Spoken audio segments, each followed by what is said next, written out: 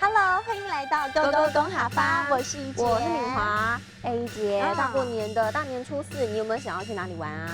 我想要带着家人啊去客庄走走，因为听说啊，每年过年的时候，客庄啊总是有很多特别的发通，很好玩。发通就是活动了，我也想到客庄去。不过我觉得很有趣的是啊，其实大过年的，在高速公路的休息站，现在也都变成了观光景点哦。因为有的有展览，有的有发通，很热闹哦。说到休息站，就是休息站。休息站就是休息站，没有错哦。不过说真的，我真的觉得过年的时候啊，去哪不重要，重要的是一家人能够团圆，一起出去玩，就会很快乐了。快乐就是快乐，我也觉得只要全家人聚在一起都很快乐。今天最后呢，要教给大家的这一句话呢，就是大家一起出门游玩很快乐。这句话应该要告诉大家的是：大家穷哈出门老了懂快乐。大家穷哈出门老了懂快乐。今天勾勾恭好发呢，就带大家看看过年的时候可以去哪走走呢？妈，过年放那么多天假，好像还是要出去走走哈。对呀，玛丽，妈咪，等一下带你出去玩，有没有好快乐？好快乐！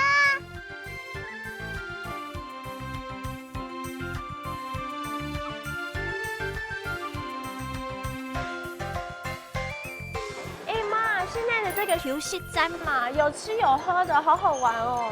真的耶，好多样化哦。等一下，你有想要喝什么吗？咖啡吧。像这种大台游戏站都有真的。玛丽，妈咪跟你说啊，游戏站这边啊有好多发通，等一下我们去看好不好？好，哇，好棒！结果你到底规划好要去哪里玩啊？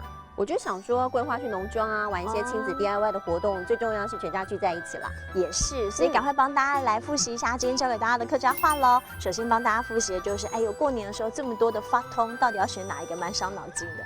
活动就是发通了，没错。那其实不管是什么样的活动，全家聚在一起就很快乐哦。快乐就叫做快乐。这个快乐啊，在于人哦，所以去哪都很好，而且啊，现在连高速公路上的游戏站都很好玩呢。游戏站就是休息站了，没错。所以今天最后要帮大家复习的一整句话就是大家一起出门游玩很快乐。这句话应该要说的是大家穷哈出门老了懂快乐。